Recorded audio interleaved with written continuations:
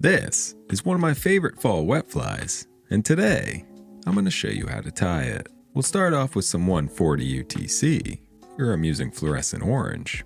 Secure it to our hook shank before grabbing some silver, brassy wire. We'll secure it tightly to our hook shank, wrapping back towards the bend of our hook, and we'll continue to do so, reaching slightly back into the bend of our hook. And if you'd like to win this fly, comment #flies in the comments below.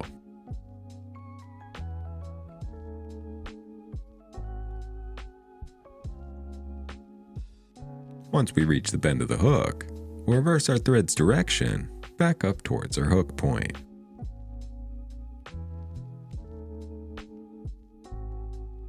At which point, we'll grab our silver wire and begin to wrap it forward in close touching spirals, pulling back on the wire slightly into the previous wraps to help prevent leaving any gaps that allow our orange thread to be seen through the wire. And we'll continue to do so until we reach our thread. You can also swap this out and use some tinsel, or instead of using a brassy wire, you can use a medium or even a large to make help preventing the gap even easier. It'll build up a bit of bulk, but make the process much faster and a little bit easier.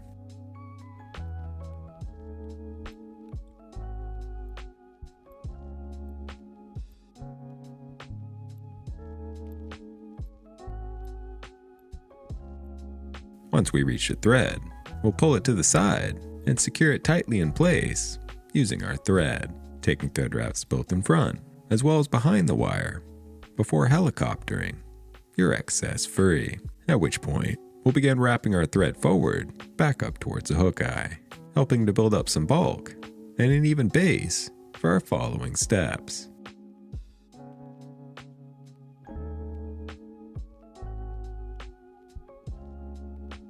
At which point, we'll grab some tinsel.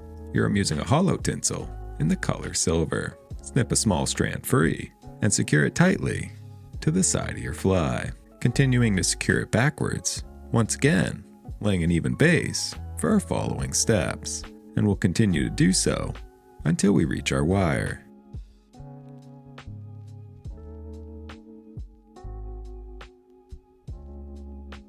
With this secured tightly in place, we'll start to bring our thread forward for the final time, once again laying an even thread base. And because I'm using a flat thread to aid with this, we can untwist our thread to help make it flatter and lay more evenly. You can do so by twisting your thread counterclockwise, helping to remove any twists in our thread and continue to lay a smooth thread base, doing so as many times as needed.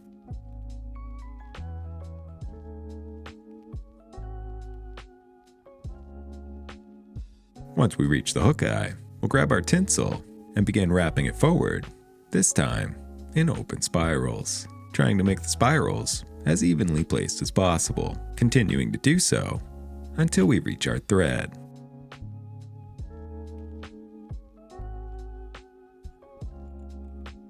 At which point, we'll secure the tinsel tightly in place and snip your excess free. Cover up your tag ends and grab some dubbing. Here I'm using an ice dubbing in the color orange. We'll create a dubbing noodle and begin wrapping it just in front of our tinsel, starting with a tight dubbing ball.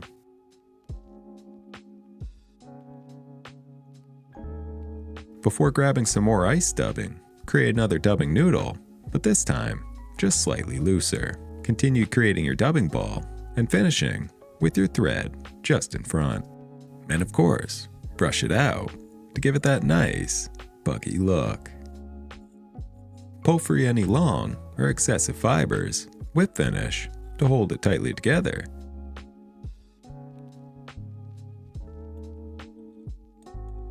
Snip your thread free and switch it out to a thinner, black thread. Secure it tightly in place.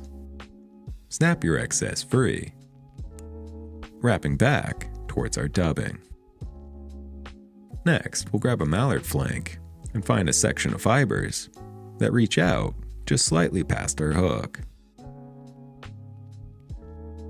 Once we're happy, we'll pull free some of the excess, leaving the bare stem, before pulling the fibers we want to use slightly backwards and snipping a triangle into the tip that we'll use as a tie-in point.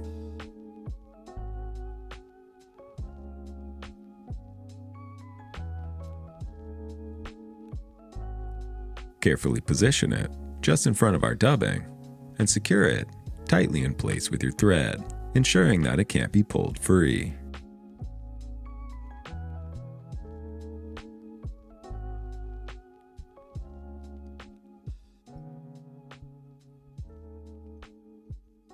With this complete, we'll grab our stem, pull the fibers backwards, and begin wrapping them forward in close touching spirals, doing so for about 2 to 3 turns.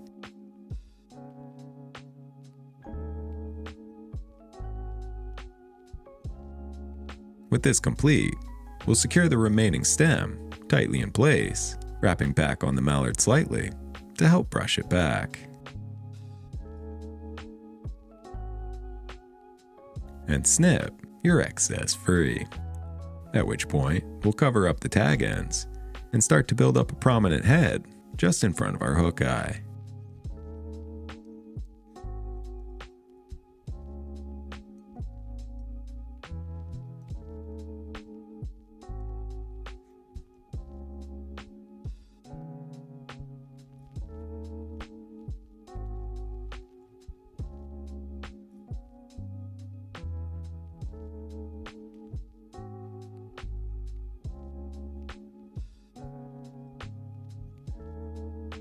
Before whip finishing, continuing to build out the head and securing everything tightly in place.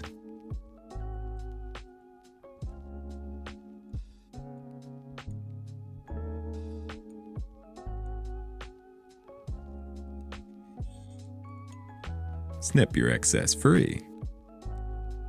Brush it out to help separate any fibers. Carefully adding some UV resin to the head of our fly to not only add some shine, but increase the durability of our pattern.